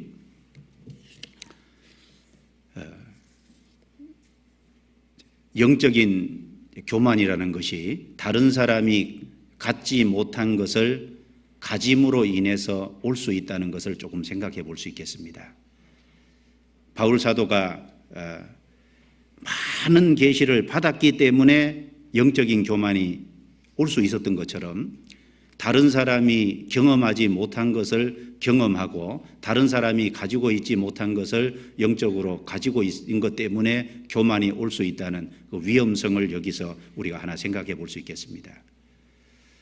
어떤 사람이 다른 형제 자매들을 쉽게 판단하고 다른 형제 자매들을 그렇게 하냐면은, 열심히 하는 사람들이, 그런 사람들이 좀 있습니다. 다른 사람보다 내가 더 수고했기 때문에, 다른 사람보다 내가 봉사를 더 많이 했기 때문에, 다른 사람보다 내가 주를 위해서 고난을 더 많이 받았기 때문에, 다른 사람보다 내가 더 많은 은사를 갖고 있기 때문에, 그렇다는 이유 때문에 잘못하면은 교만해질 수 있거든요. 그래서 우리가 더 많이 봉사하고 더 많이 수고하고 주님 앞에 더 순종하고 더 기도하고 할 적에, 특별히 그럴수록 자신을 더욱 돌아보고 자신을 더욱 낮춰야 되겠습니다. 왜냐하면 여기에 여러 계시를 받은 것이 지극히 크므로 너무 자고하지 않게 하시려고 이제 교만해질 가능성이 있었다고 얘기했기 때문에, 구원받은 이후에 주님에게 우리가 더 순종하고 더 열심히 주님 앞에 수고하고 고난을 받고 기도하고 더 많은 영혼을 건지고, 그거 당연하죠. 그런데 그러기 때문에 다른 사람을 판단하고, 그러기 때문에 잘못하면 교만이 올 수도 있습니다. 그래서 이제 그런 것에 대해서 특별히 우리가 이제 좀 조심하는 것이 필요할 겁니다. 고린도전서 12장에 보면 고린도 교회에 많은 은사가 주어짐으로 인해서 고린도 성도들이 교만해졌잖아요, 마음이. 그리고 바울까지 판단했습니다. 그리고 그것에 대해서 자랑하고 그것에 대해서 그렇게 했는데, 고린도전서 12장을 한번 넘겨보겠습니다. 고린도전서 12장. 그래서 은사에 대해서 이렇게 정리를 해 주셨습니다. 고린도전서 12장 4절.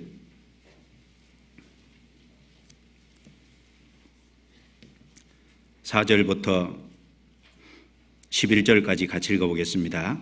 은사는 여러 가지나 성령은 같고, 직임은 여러 가지나 주는 같으며, 또 역사는 여러 가지나 모든 것을 모든 사람 가운데서 역사하시는 하나님은 같으니, 각 사람에게 성령의 나타남을 주심은 유익하게 하려 하심이라. 어떤 이에게는 성령으로 말미암아 지혜의 말씀을, 어떤 이에게는 같은 성령을 따라 지식의 말씀을, 다른 이에게는 같은 성령으로 믿음을, 어떤 이에게는 한 성령으로 병 고치는 은사를, 어떤 이에게는 능력 행함을, 어떤 이에게는 예언함을, 어떤 이에게는 영들 분별함을, 다른 이에게는 각종 방언 말함을, 어떤 이에게는 방언을 통역함을 주시나니, 이 모든 일은 같은 한 성령이 행하사 그 뜻대로 각 사람에게 나눠 주시느니라.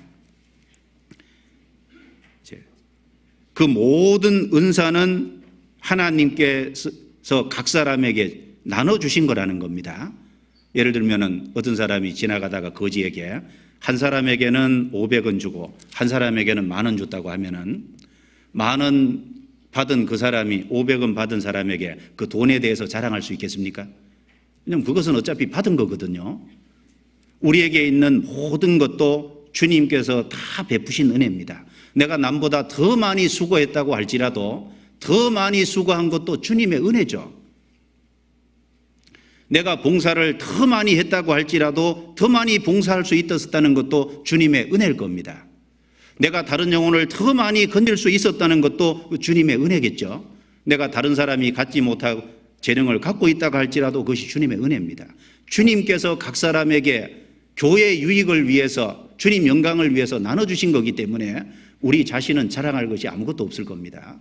그것 때문에 교만할 것이 아무것도 없잖아요.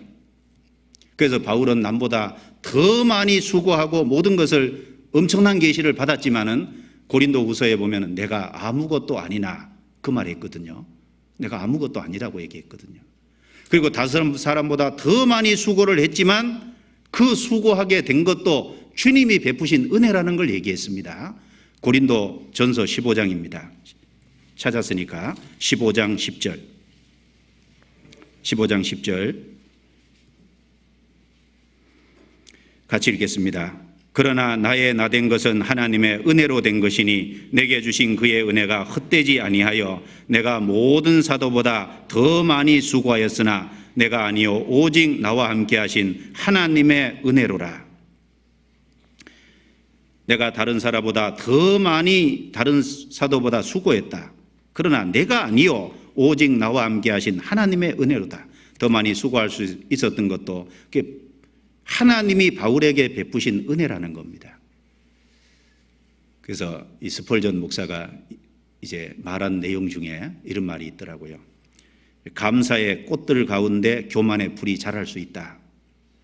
말은 감사로 포장했지만은 그런데 거기에 가만히 보면은 이제 풀이 잡초가 교만이라는 것이 자랄 수 있다는 겁니다. 누가복음 18장에 보면 바리새인이 딱 그런 모습이잖아요. 나는 다른 사람들과 같지 아니하고 토색 불이 간음을 하지 아니하고 이 세리와도 같지 아니함을 뭐라 그랬습니까? 감사하나이다 라고 말했지만은 그 말 자체에 보면 엄청난 교만이 들어있잖아요. 그래서 특별히 다른 사람보다 더 많이 봉사하고 수고할 때 그럴 때일수록 주님 앞에 자기를 잘 비춰보고 주님 앞에 그럴 때일수록 그 모든 것도 주님이 주신 힘으로 했기 때문에 주님의 은혜라는 걸 특별히 더 깊이 생각을 하고 자기 자신을 잘 봐야 되겠습니다. 그리고 이제 고린도후서 12장에 그 바울이 여러 계시를 받은 것이 큼으로 인해서 하나님이 육체의 가시를 주셨다는 그 말씀을 통해서 예방 차원에서 주신 거죠. 그래서 우리는 하나님이 치료하시는 하나님인 동시에 하나님은 예방하시는 하나님이시라는 것도 생각할 수 있습니다. 그래서 출애굽기 15장에 보면은 여호와는 치료하는 하나님이시니라. 그게 이제 여호와 라파잖아요.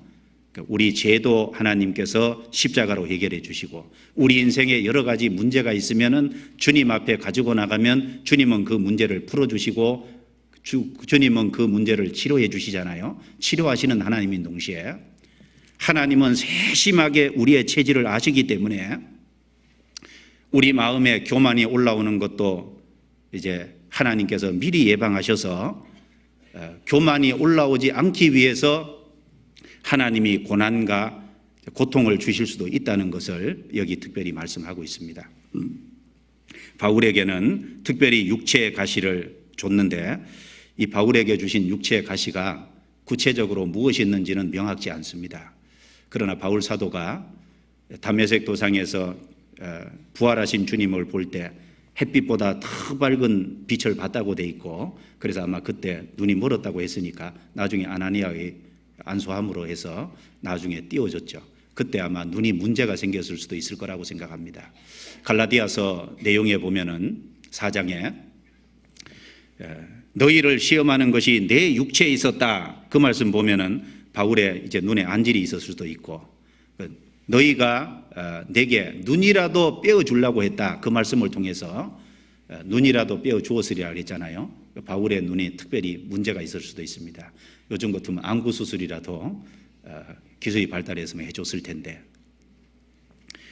바울의 그 눈 때문에 눈에 그것을 육체의 가시라고 했는지 아니면 다른 것을 육체의 가시라고 했는지 정확하진 않지만 바울의 육체 안에 어떤 바울에게 고통을 주는 것이 틀림없이 있었던 것 같습니다. 그래서 내 육체의 가시, 바울의 육체 속에 어떤 바울에게 주는 가시, 이 가시는 가시는 생명에 위협은 주는 건 아닌데 가시에 찔리면은 아프잖아요. 고통을 주고 가시는 사람을 계속 귀찮게 하고 번거롭게 합니다.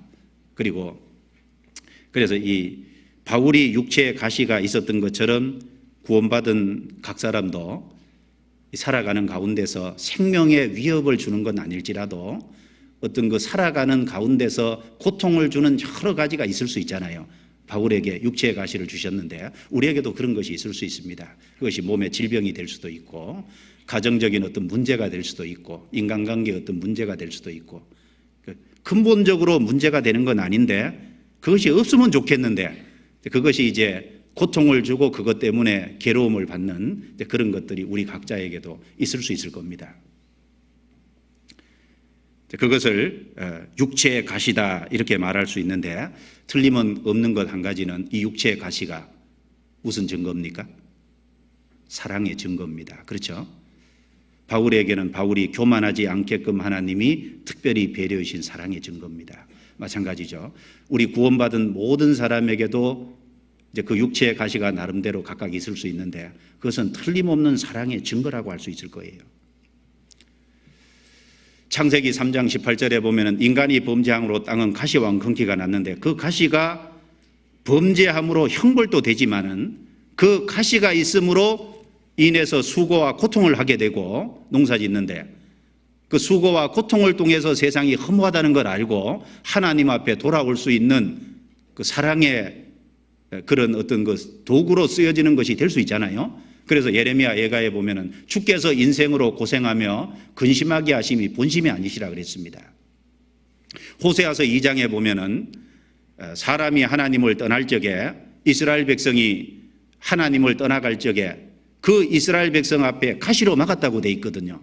그 떠나가는 이스라엘 백성을 떠나지 못하게 여러 가지 어려움을 줬다는 겁니다. 그 가시는 사랑의 증거가 틀림없이 맞을 거예요. 그래서 내가 좀 고통스럽게 생각하고 내가 어렵게 생각하고 이것만은 없으면 좋겠는데 그 생각할지 몰라도 그것이 하나님이 우리를 위해서 베푸신 사랑의 증거가 될 수 있다는 것을 한번 깊이 생각해 볼 수 있을 겁니다. 그리고 고통은 주지만 그걸 통해서 인간의 연약함을 발견하는 거잖아요. 가시는 아주 작은 겁니다. 그런 것이 없으면 자기가 대단한 존재인 것처럼 생각할 수 있는데 가시에 찔려보면은 그 가시가 별거 아니지만 그것 때문에 아파하고 그것 때문에 몸이 성가신 걸 보면요 인간은 별것 아닌 존재라는 거 알거든요.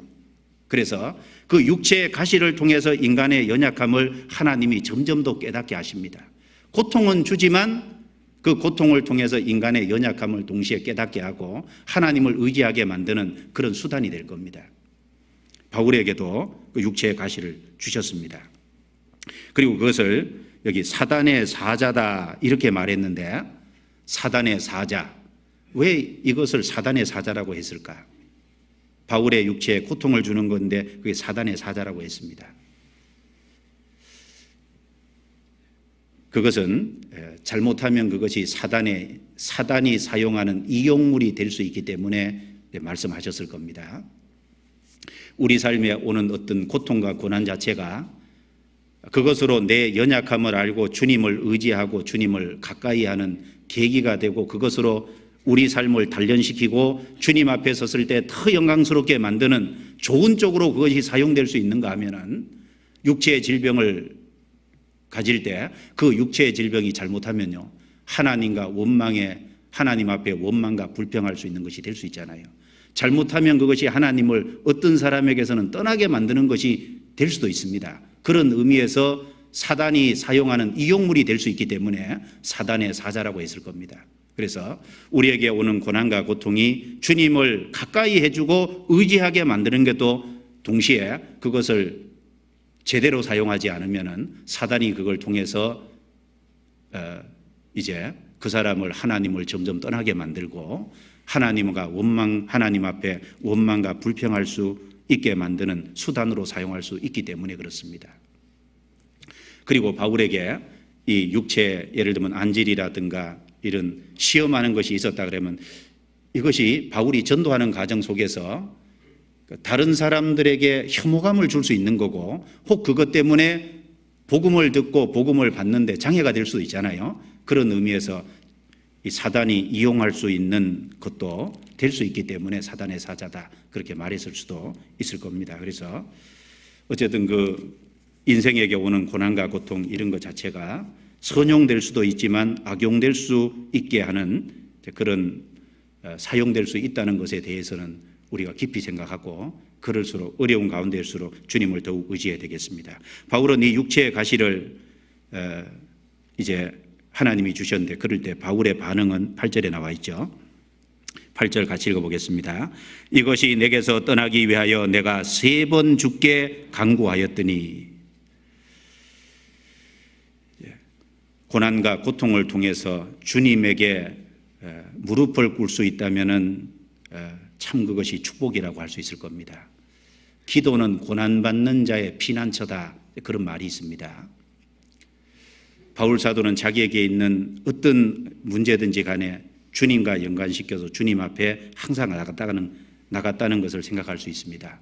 잠언 3장 5절부터 7절 내용에 보면은 너희는 여호와를 의뢰하고 내 명철을 의지하지 말라. 너는 범사에 그를 인정하라.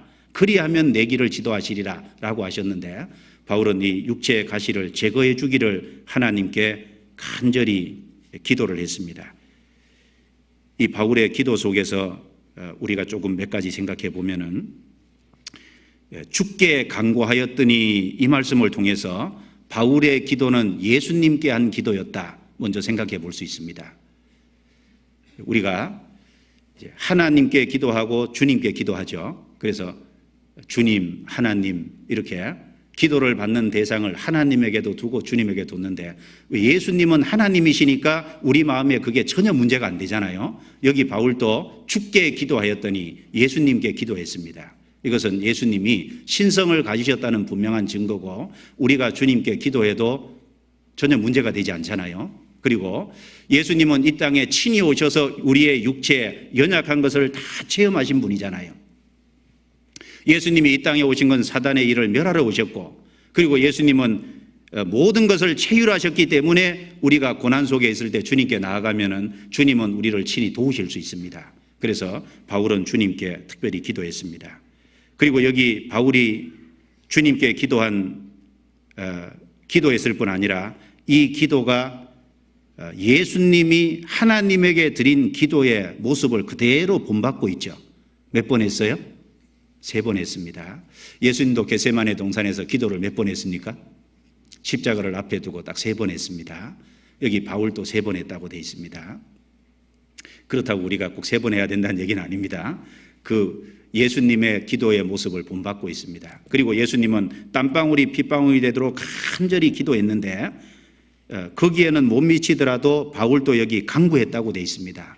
이것이 떠나기를 간절히 구했습니다. 그리고 예수님은 그 기도의 응답을 어떻게 받았습니까? 예수님께서 이 잔을 내게서 지나가게 하옵소서, 그러나 내 뜻대로 마옵시고 아버지의 뜻대로 하옵소서. 지나가기를 바랐는데 주님이 그 잔을 그냥 마셔야 된다는 응답을 받았잖아요. 그렇죠? 마찬가지로 바울 사도도 이 기도 중에 그게 육체의 가시가 없어지기를 간절히 기도했는데 예수님이 뭐라 그랬습니까? 내 은혜가 내게 족하다. 바울의 그게 필요하다고 얘기했습니다. 그래서 예수님의 기도의 모습이 그대로 여기 나타나 있고, 그리고 예수님의 기도한 그 모습에 그대로 본받고 있는 기도다라고 교훈도 받아볼 수 있습니다. 그리고 여기 3번 주께 기도했다라고 되어 있는 동시에 이 3번이라는 것을 좀 생각해 볼 때, 이 믿음의 기도라도 어떤 경우는 당장 응답을 안 해주는 경우가 많잖아요. 믿음의 기도라고 당장 하나님이 응답해 주시는 건 아닙니다. 우리가 하나님 앞에 당장 기도 응답이 없더라도 하나님의 뜻이라고 여겨지는 것은 지속적으로 반복적으로 계속 기도해야 되잖아요. 예를 들면 우리 가족이 구원 안 받은 거, 그 가족 구원에 대해서는 계속 주님의 뜻이니까, 너와 내 집이 구원을 받으리 약속이니까 우리가 계속 주님께 의지할 필요가 있습니다. 하나님께서 당장 응답을 하지 않으실 그 경우에 틀림없이 우리에게 유익이 되니까 그렇게 하실 겁니다. 하나님은 하나님의 뜻에 이제 하나님의 시기에 하나님의 방법으로 우리에게 응답을 하실 거 아닙니까? 어린아이는 열매가 있기 전에 과실을 따려고 하죠.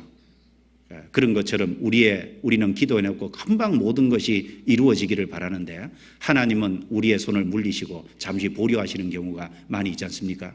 그것이 우리에게 유익이 되기 때문에 그렇습니다. 어떤 경우는 기도 응답이 더뎌서 우리의 마음에 많은 어려움이 있을 때도 있습니다.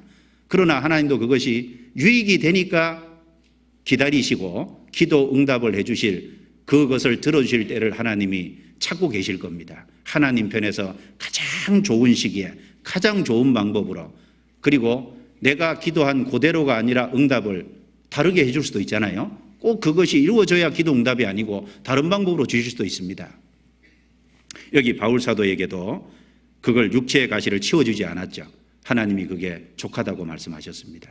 그래서 이 3번이라는 말씀을 통해서 믿음의 기도라고 즉시 응답이 항상 있는 건 아니다. 그러나 주님의 뜻이 확실하다면은 주님께 우리가 반복적으로 지속적으로 기도해야 된다는 것을 우리에게 교훈을 받을 수가 있겠습니다. 그 주님이 응답해 주신 말씀을 9절에서 좀 보겠습니다. 9절 같이 읽겠습니다.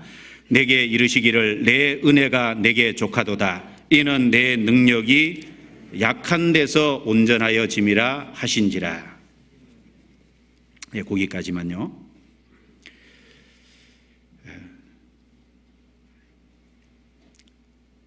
바울 사도의 그 간절한 기도에 주님께서 직접 말씀을 해주신 내용입니다. 자, 이 말씀이 바울 사도 생애 속에 항상 이 말씀이 마음속에 있었을 겁니다. 주님이 직접 해주신 말씀이니까. 그리고 바울 사도 삶 속에서 이것이 많은 바울 사도 생에서 영향력을 미쳤을 건데, 이것은 바울 사도뿐 아니라 그리스도 안에 있는 모든 사람에게 주님께서 주시는 약속과 대단한 격려와 위로의 말씀이라고 확신합니다. 여기 내 은혜가 내게 족하도다 이 말씀하실 때 하나님의 풍족한 은혜를 여기 말씀을 하고 있습니다. 하나님의 풍족한 은혜가 족하도다 그 말할 때 하나님의 은혜가 우리에게 풍족하다, 충만하다, 부족함이 없다 그 말씀을 이제 하십니다. 바울에게뿐 아니라 우리에게도 위로가 될 수 있을 겁니다. 여기 내 은혜가 뭐겠습니까? 은혜를 주님이 베푸신 십자가의 사랑으로 표현해 볼 수 있을 겁니다. 주님이 베푸신 십자가의 사랑, 우리를 구원하시는 은혜이잖아요. 그 구속의 은혜, 십자가의 사랑, 그 주님의 보혈로 우리 죄를 용서해 주신 사건, 그 주님의 은혜가 구원받은 모든 사람에게, 우리 각자에게 정말 족하잖아요. 우리는 우리의 어떤 어려움과 문제를 바울이 육체의 가시에 해당하는 걸 가지고 주님께 기도했던 것처럼 우리도 우리 문제를 주님께 기도할 수 있습니다. 예를 들면 우리가 가난 속에 있기 때문에 하나님 이 가난을 좀 면제해 주십시오 기도할 수 있겠죠. 육체의 질병이 있으면 육체의 질병 때문에 주님께 기도할 수 있을 겁니다. 어떤 문제로 인해서 주님께 기도할 수 있을 겁니다. 그러면 주님이 뭐라고 하실까요? 내게 너무 많은 것을 요구하지 마라. 내가 이미 베푼 십자가의 사랑, 구원의 은혜로도 너는 족하다. 아마 그렇게 대답하실 겁니다. 우리가 구원받고 나서 구원받은 이후에 우리 삶 속에 주님이 아무것도 주시지 않더라도 구원받은 그거 하나만 가지고도 사실은 우리가 만족해야 마땅하잖아요. 왜? 이 세상에서 겪는 많은 고난과 어려움이 있다고 할지라도 지옥에서 당하는 고통 하루하고 비교할 수 없잖아요. 그 속에서 주님이 우리를 건져내셨는데 그 주님의 베푸신 은혜가 정말 우리 삶 속에 족할 겁니다. 내게 더 이상 아무 것을 주님이 안 해주실지라도. 그런데 주님이 구원의 은혜만 베풀고 있는 게 아니라 지금까지 하나님이 다스리시고 보호하시는 생애 속에서 같이 하시면서 베풀어 주시는 많은 은혜가 있잖아요. 여기 내 은혜라고 할 때 그것은 주님의 은혜입니다. 주님의 은혜는 충만한 은혜입니다. 요한복음 1장을 넘겨보겠습니다. 요한복음 1장.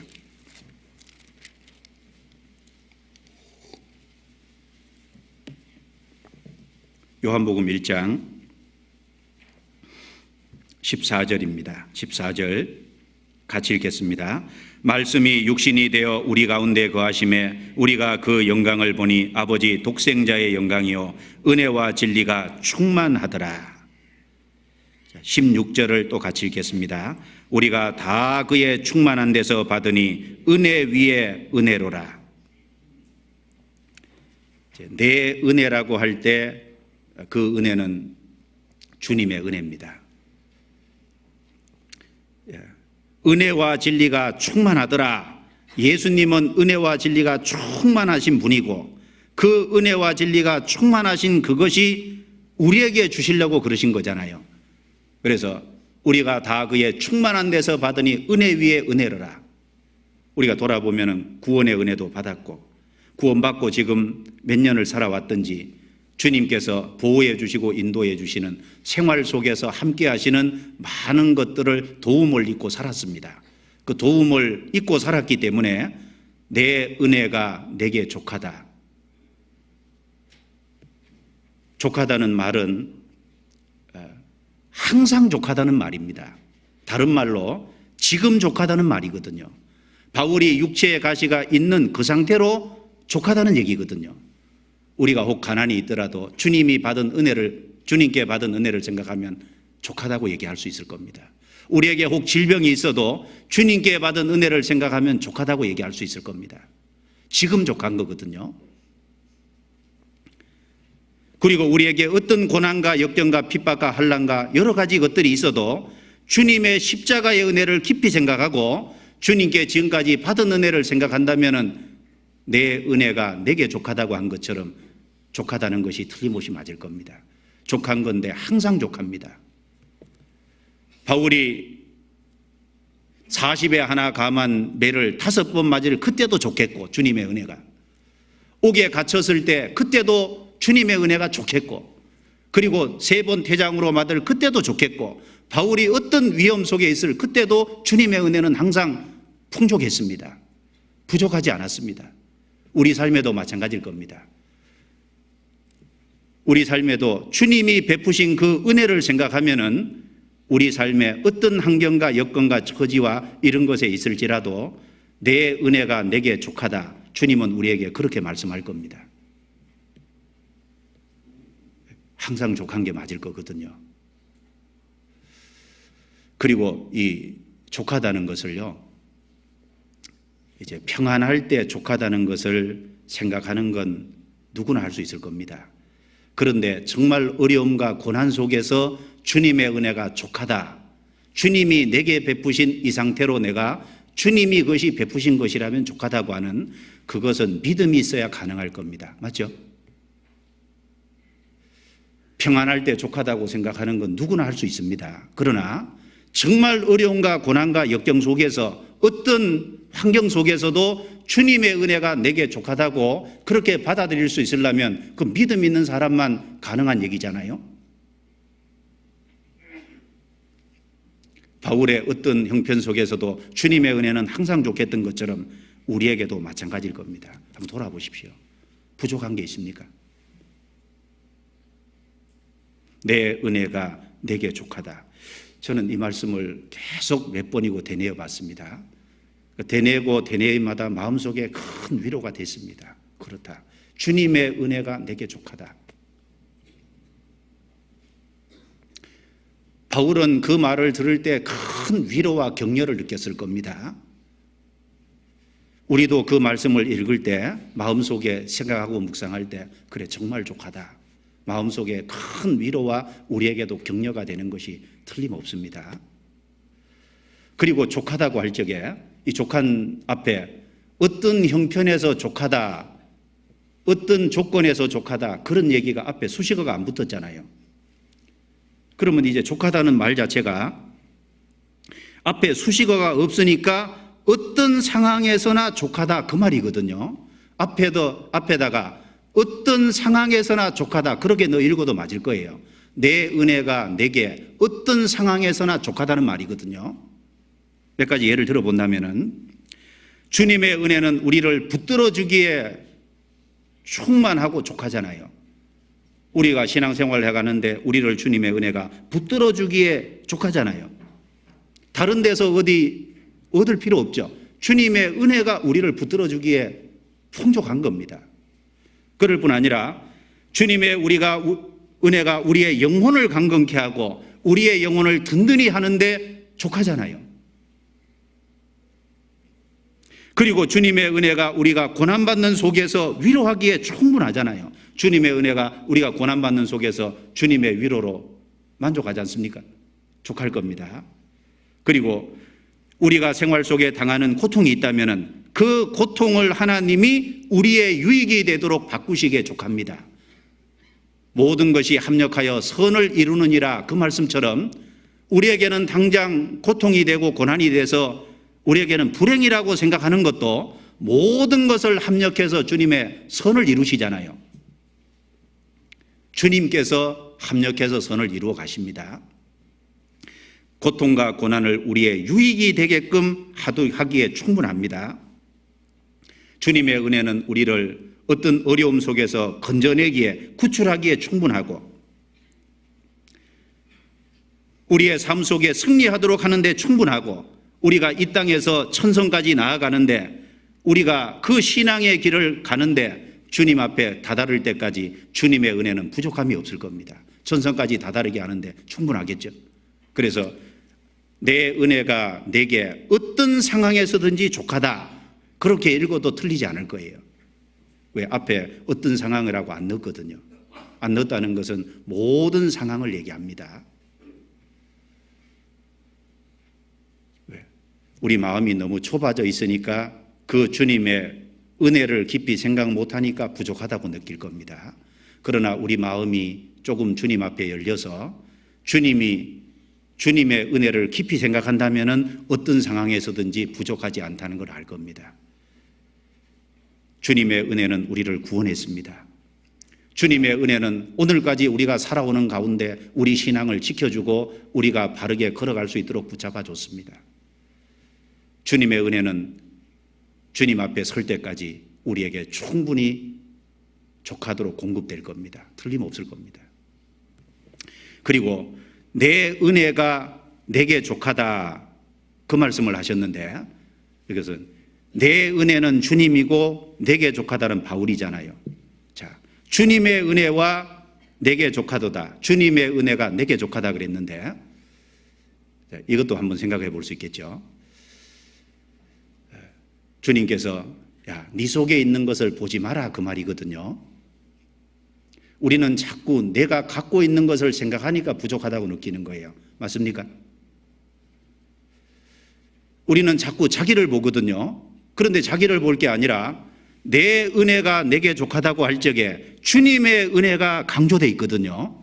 주님이 가지고 계시는 것은 충분한 겁니다. 주님은 은혜와 진리가 충만하다 그랬잖아요. 그 주님을 우리가 뭘로 모시고 있습니까? 목자로 모시고 있습니다. 우리 삶에 우리가 자신을 볼 때는 부족한 게 많을 겁니다. 살아가는데 가난이 있으면 그 가난도 부족하다고 느낄 거고 질병이 있으면 질병도 부족하다고 느낄 거고 여러 가지 어려운 환경이 있으면 그것도 부족하다고 느낄 겁니다. 그러나 우리 자신을 보면 부족해도 주님을 보면은 주님은 모든 것이 충만한 분이잖아요. 그 주님을 우리가 목자로 모시고 있기 때문에 우리에게 부족함이 없는 겁니다. 그래서 내가 어려움이 있을 때 나를 보면 안 되잖아요. 바로 나를 인도하시는 나의 목자로 계시는 주님이잖아요. 그 주님을 바라보고 주님을 생각할 때 우리는 내게 부족함이 없으리로다 다윗처럼 틀림없이 고백할 수 있을 겁니다. 그래서 내 은혜가 내게 족하다 주님이 우리에게 말씀하신다면 우리의 응답은 어때야 됩니까? 여호와는 나의 목자시니 내가 부족함이 없으리로다. 그게 응답이잖아요. 시편 23편 1절 넘겨보겠습니다. 시편 23편 1절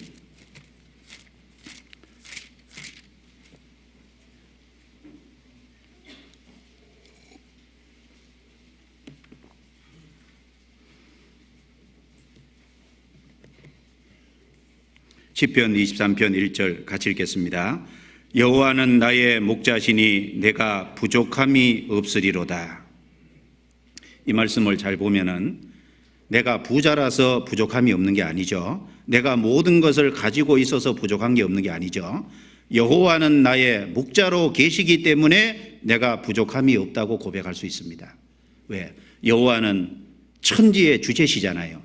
여호와는 모든 좋은 것을 갖고 계시잖아요. 그 여호와 하나님이, 그 바로 예수 그리스도가 우리의 목자로 계시기 때문에 나는 그분 때문에 부족함이 없다고 고백할 수 있습니다. 그분이 양들에게 여기 푸른 초장에 누이시며 실만한 물가로 인도하시지 않습니까? 양에게 꼭 필요한 게 뭡니까? 물과 꿀입니다. 구원받은 이후에 하나님이 우리 영혼의 양식을 충분히 공급해 주십니다. 그리고 우리가 사망의 음침한 꼴짜기로 다니는 어려운 시기가 있습니다. 그런데 사망의 음침한 꼴짜기로 다닐지라도 내가 두려워하지 않을 것은 주께서 나와 함께 계십니다. 충분한 모든 것을 갖고 계시는 주님이 목자로 계십니다. 그러니까 그때도 부족함이 없다고 우리 고백할 수 있을 겁니다. 그래서 내 은혜가 내게 족하다고 할 적에 주님은 우리 자신을 보지 말라고 하십니다. 우리 자신을 보면은 항상 부족하고 우리 자신을 보면은 있는 것이 없습니다. 그래서 우리 자신을 볼 게 아니라 우리 목자가 되신 주님을 깊이 생각할 때, 주님을 바라볼 때 주님은 모든 것의 주제이기 때문에 부족함이 없다고 고백할 수 있다는 걸 얘기합니다. 그래서 내 은혜가 내게 족하다, 그 말씀 속에 많은 내용이 함축되어 있을 겁니다. 우리 각 사람이 마음의 묵상함으로 그 말씀을 개인 것으로 삼아야 될 겁니다. 자기 것이 되면은 굉장한 위로와 격려가 틀림없이 될 겁니다. 그리고 이는 내 능력이 약한 데서 온전하여짐이라, 뒤에 그렇게 말씀했잖아요. 왜 주님의 은혜가 족하냐? 그 이유로 이는 내 능력이 약한 데서 온전하여짐이라. 얼른 보면은 내 능력이 약한 데서 온전하여짐이라. 온전하여진다 그러니까 주님의 능력에 무슨 결함이 있는 것처럼 여길 수 있는데 그렇게 생각하면 안 되죠. 주님은 항상 온전하고 주님은 항상 부족함이 없습니다. 그런데 왜 온전하여짐이라고 했을까요? 특별히 주님의 능력은 언제 드러나고 나타나냐 하면은 주님의 능력은 우리의 약한 것이 있을 때, 우리의 부족한 것 속에서 주님의 능력이 드러날 기회라는 겁니다. 특별히 우리의 중보자 되시는 예수님은 고난으로 말미암아 온전케 되셨죠. 히브리서 5장입니다. 넘겨보겠습니다. 히브리서 5장. 히브리서 5장.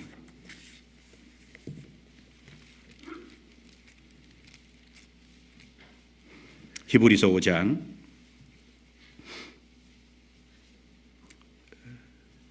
8절 9절을 같이 읽어보겠습니다. 그가 아들이시다도 받으신 고난으로 순종함을 배워서 온전하게 되었은즉 자기를 순종하는 모든 자에게 영원한 구원의 근원이 되시고, 영원한 구원의 근원이 되시는 그 능력이 나타나기 위해서는 받으신 고난이라고 하는 것이 있었잖아요. 받으신 고난으로 온전하게 됐습니다. 예수님께서 그 영광의 보좌를 버리고 땅에 인간 육체를 입고 오지 않으셨다면, 33년의 생애 속에 이 땅에 살지 않으셨다면, 그리고 이스라엘 땅에서 십자가에 돌아가시지 않았다면 우리를 구원하시는 능력은 안 됩니다. 예수님이 그 받으신 고난 때문에 온전하게 됐다는 건 그 받으신 고난으로 인해서 구원이 완성되고, 그 완성된 구원으로 말미암아 우리가 진리를 깨달았잖아요. 이는 내 능력이 약한 데서 온전하여짐이라. 바로 그 중보자 되시는 예수님의 우리를 구원하시는 능력은 고난을 통과해서 온전하게 됐습니다. 마찬가지죠. 우리 생애 속에서 주님의 능력이 언제 나타날 수 있는 기회냐? 우리 약한 데서 주님의 능력이 나타날 수 있고 드러날 수 있는 기회가 될 겁니다. 특별히 우리 연약한 속에서 이제 주님의 구원이 이루어지고, 그리고 동시에 주님의 영광이 가장 크게 드러나게 될 겁니다.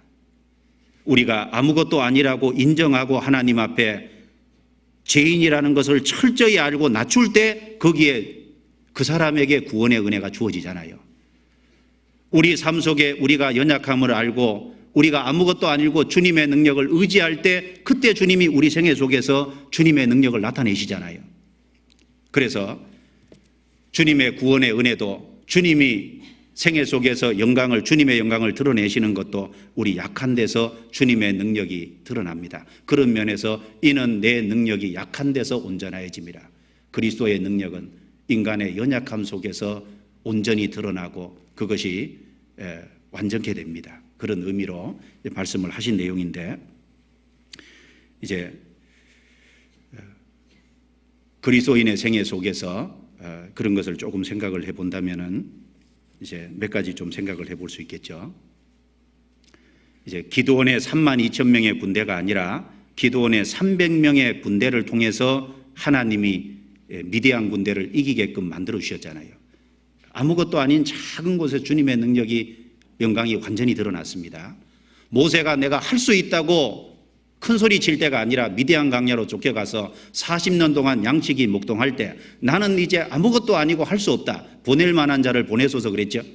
철저히 낮아질 때 주님은 그 모세를 통해서 애굽의 능력을 나타내는 도구로 쓰셨습니다. 인간이 하나님 앞에 약함을 인정할 때 거기에 주님을 나타내 이스라엘 가장 작은 이스라엘을 선택해서 거기에 하나님의 능력을 나타냈습니다. 그래서 이 그리스도의 온전한 능력은 특별히 구원받은 그리스도인들의 연약함 속에서 특별히 드러날 수 있는 기회입니다. 그래서 이 다니엘과 다니엘의 세 친구 경우를 봐도 다니엘의 세 친구가 그 느부갓네살이라고 하는 절대 권력 앞에서요, 우상 숭배하라고 할 때 그 하나님을 의지하고 우상 숭배를 담대히 뿌리치는 그 상황에서 거기에 그렇게 다니엘의 세 친구에게 용기와 능력을 주신 분은 하나님이시잖아요. 하나님의 능력이 나타난 겁니다. 그리고 풀무불 속에 들어가서 주님이 거기 함께 하셨고, 그리고 머리털럭 하나도 거슬리지 않을 때 그 그리스도인들을 보호하고 그 지키는 모습에서 주님의 능력이 온전히 드러났습니다. 요셉이 억울한 일을 당하고 애굽에 내려가서 그 어려운 상황 속에서도 그대로 하나님 앞에 감사하면서 충성하는 그 모습 속에서 주님의 능력이 온전히 드러났잖아요. 감옥 속에서도. 그래서 특별히 그리스도인들의 생애 속에서 연약한 부분에서 주님의 능력이 온전히 드러난다고 생각할 때 내가 약할 그때의 곧 강함이니라, 그리스도의 능력이 내게 머물게 하려 함이라, 그 말씀을 생각할 때 우리가 특별히 우리에게 재능 있는 거, 우리의 잘난 거 이런 거 자랑하고 못 되잖아요. 하나님은 인간의 재능이나 이런 걸 사용하시기 원하지 않을 겁니다. 특별히 하나님 앞에 연약한 것 자체로는 주님의 능력이 안 되지만은 연약한 것들을 인정하고 주님께 맡길 때 있잖아요. 그럴 적에 주님은 그걸 통해서 주님의 능력을 나타내시고 주님의 영광을 온전히 드러내실 겁니다. 그래서 특별히 우리의 약점이 있고 연약한 부분이 있고 삶 속에 곤란과 핍박과 어떤 여러 가지 어려움들이 있다면은 그 속에서 주님의 능력이 특별히 더 빛을 발하고 나타날 수 있는, 그 세상 사람들은 어디에서 그리스도의 능력을 봅니까? 특별히 구원받은 사람이 고난받는 속에서 세상 사람들은 그리스도의 능력을 볼 수 있잖아요. 고난을 받는 것 속에서도 환하게 웃고 그걸 잘 이겨내는 모습 속에서, 핍박을 받고 조롱을 받고 멸시천대를 받으면서도 그 속에서도 주님을 의지하고 그런 사람들에게 복음을 전하는 그 그리스도인들의 모습 속에서 세상 사람은 그리스도의 능력을 보지 않습니까? 구원받은 사람이 다른 사람을 사랑하고 다른 사람을 받아주는 그 모습 속에서 그리스도의 능력이 나타나지 않습니까? 그래서 이는 내 능력이 약한 데서 온전하여짐이라, 내가 약할 그때의 강함이니라. 그래서 우리가 연약한 가운데 있을 때 그것을 인정하고 주님께 맡기기만 한다면 주님은 그 속에서 자신의 뜻과 목적을 성취하시고 영광을 더욱 틀림없이 드러낼 거라고 확신합니다. 그래서 그리스도의 능력이 우리 속에 머물기를 정말 바라시죠. 그리스도의 능력이 뭐겠습니까? 그리스도의 능력은 순종의 능력입니다. 온유와 겸손의 능력입니다. 우리 삶 속에 정말 순종의 능력, 주님의 말씀에 순종하는 그 능력을 우리가 갖기를 원하잖아요. 주님이 걸어가셨던 모습처럼 온유하고 겸손한 그 능력이 우리 생애 속에 나타나기를 진정으로 원하잖아요. 그래서 신앙을 바르게 세우는 능력, 다른 영혼을 붙잡아주는 능력, 다른 영혼을 건지는 능력. 그래서 이제 어려움과 역경 속에서도 잘 참아내고 주님께 의지하는 능력, 그런 능력, 그 그리스도의 능력이 우리 속에 머물기 위해서는 우리가 고난을 통과해야만 그런 데서 더욱 배울 수 있을 겁니다. 그 속에서 그런 주님의 능력을 경험하고 체험할 수 있게끔 하나님이 하실 겁니다. 그래서 바울이 그러기 때문에 약함과 곤란과 이런 것들을 더욱 기뻐했다고, 이는 내가 약할 그때의 곧 강함이니라고 말씀했습니다. 그래서 이제 우리도 그걸 좀 생각하고 우리의 장점과 그런 것을 내세우는 것보다는 약함 속에서 인정하고 주님께 더욱 우리 생애를 맡기는 것이, 그리고 고난받을 때 그 고난 속에서 그것을 잘 이겨내면은 주님께 맡기면은 그 속에서 그런 능력을 우리는 경험하고, 그 속에서 그 고난받는 속에서 고난을 쫙 받으면요, 고난받는 사람의 마음이 이해가 되잖아요. 마음이 넓어집니다.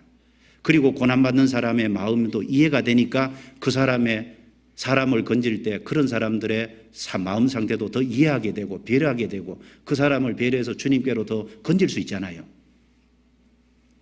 그래서 이 고린도후서 12장 이 내용이 이제 바울 사도가 겪은 큰 어떤 체험이지만은 그것이 앞으로 모든 그리스도인이 경험할 것이라는 걸 생각하면 우리 자신도 그걸 경험하잖아요. 그래서 그리고 또 어떤 개인적인 체험보다도 말씀을 우선시해야 된다는 것을 우리가 교훈으로 받을 수 있고, 그리고 우리에게 좀 이제 좋은 것이 있고 더 많은 어떤 것이 수고하는 것이 있으면 특별히 우리가 좀 교만해지지 않도록 자신을 잘 살피고, 주님은 우리에게 이제 어떤 단련을 위해서도 고난을 주고, 그다음에 징계 때문에 고통도 주시고, 하나님의 영광을 받기 위해서 고난도 주지만 어떤 그 교만해지지 않도록 예방의 차원에서도 고통을 줄 수 있다는 거, 그런 것도 우리가 교훈으로 좀 배울 수 있습니다. 그리고 어떤 일이든지 주님 앞에 그 속에서 어려운 일이 있을 때 주님께 기도하면 주님의 응답이 있는데, 내 은혜가 내게 족하다, 이는 내 능력이 약한 데서 온전하여짐이라. 그 말씀이 특별히 마음에 좀 위로가 되면 좋겠습니다. 말씀 마치고 기도하겠습니다.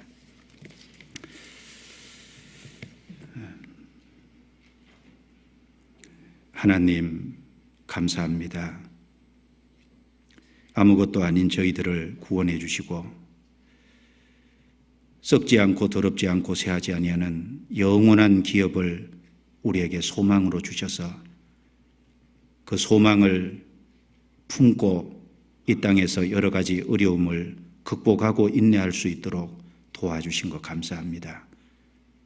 바울 사도가 셋째 하늘에 이끌려간 것처럼 주님 재림하실 때 우리 모두도 주님이 거하시는 높고 거룩한 그 영광스러운 곳에 참여할 것을 믿고 아버지께 진심으로 감사를 드립니다.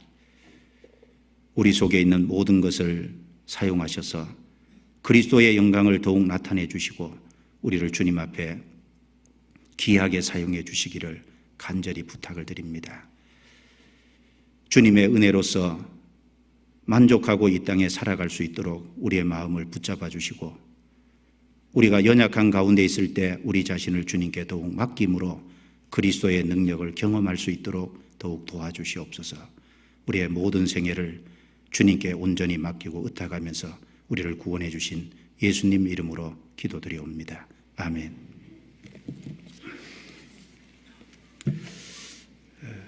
찬송가 506장을 같이 하시겠습니다. 506장.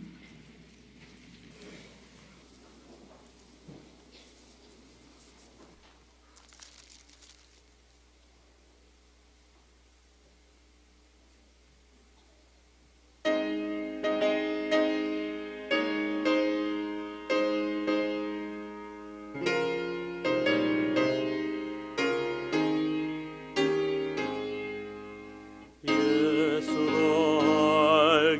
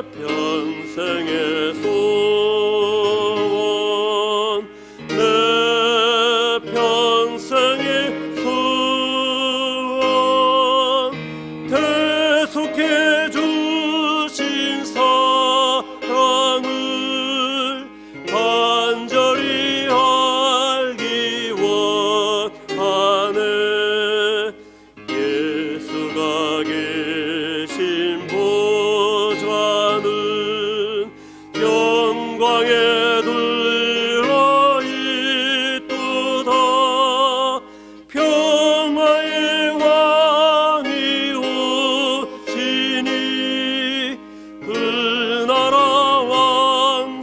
왕성하도다.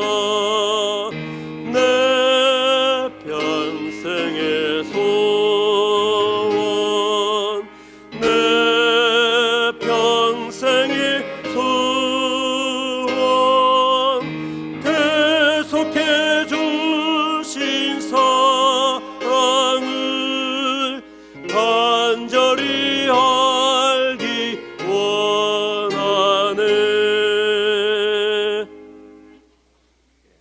광고 없습니다. 안녕히 돌아가시기 바랍니다.